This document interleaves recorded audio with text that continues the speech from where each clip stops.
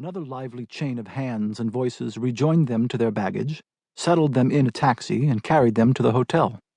As Richard dropped 600 lira pieces into the driver's hand, they seemed the smoothest, roundest, most tactfully weighted coins he had ever bestowed. The hotel desk was one flight up. The clerk was young and playful. He pronounced their names several times and wondered why they had not gone to Naples. The halls of the hotel, which had been described to them at the airport as second class, were nevertheless of rose marble. The marble floor carried into their room. This, and the amplitude of the bathroom and the imperial purple of the curtains, blinded Richard to a serious imperfection, until the clerk, his heels clicking in satisfaction with the perhaps miscalculated tip he had received, was far down the hall. "Twin beds," he said. They had always had a double bed.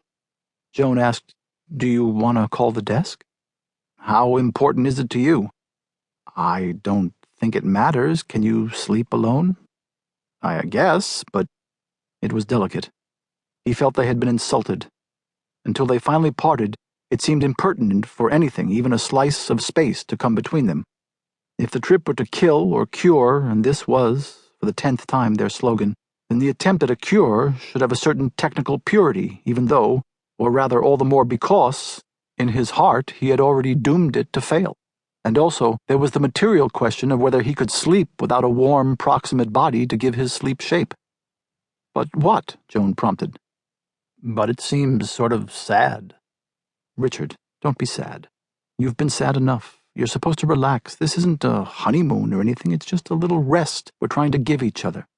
You can come visit me in my bed if you can't sleep." "You're such a nice woman," he said. "I can't understand why I'm so miserable with you." He had said this, or something like it, so often before, that she, sickened by simultaneous doses of honey and gall, ignored the entire remark and unpacked with a deliberate serenity.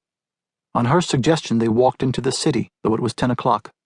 Their hotel was on a shopping street that at this hour was lined with lowered steel shutters. At the far end, an illuminated fountain played.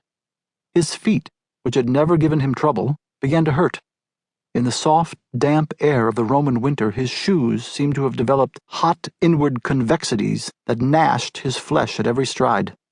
He could not imagine why this should be, unless he was allergic to marble. For the sake of his feet, they found an American bar, entered, and ordered coffee. Off in a corner, a drunken male American voice droned through the grooves of an unintelligible but distinctly feminine circuit of complaints. The voice, indeed, seemed not so much a man's as a woman's, deepened by being played at a slower speed on the phonograph. Hoping to cure the growing dizzy emptiness within him, Richard ordered a hamburger that proved to be more tomato sauce than meat. Outside on the street, he bought a paper cone of hot chestnuts from a sidewalk vendor. This man, whose thumbs and fingertips were charred black, agitated his hand until 300 lira were placed in it. In a way, Richard welcomed being cheated. It gave him a place in the Roman economy. The Maples returned to the hotel, and side by side, on their twin beds, fell into a deep sleep. That is, Richard assumed, in the cavernous accounting rooms of his subconscious, that Joan also slept well. But when they awoke in the morning, she told him, "You were terribly funny last night. I couldn't go to sleep, and every time I reached over to give you a little pat, to make you think you were in a double bed, you'd say, 'Go away,' and shake me off." He laughed in delight. "Did I really? In my sleep?" "It must have been. Once you shouted, 'Leave me alone,' so loud I thought you must be awake, but when I tried to talk to you, you were snoring. Isn't that funny? I hope I didn't hurt your feelings." "No, it was refreshing not to have you contradict yourself." He brushed his teeth and ate a few of the cold chestnuts left over from the night before. The Maples breakfasted on hard rolls and bitter coffee in the hotel and walked again into Rome. His shoes resumed their inexplicable torture.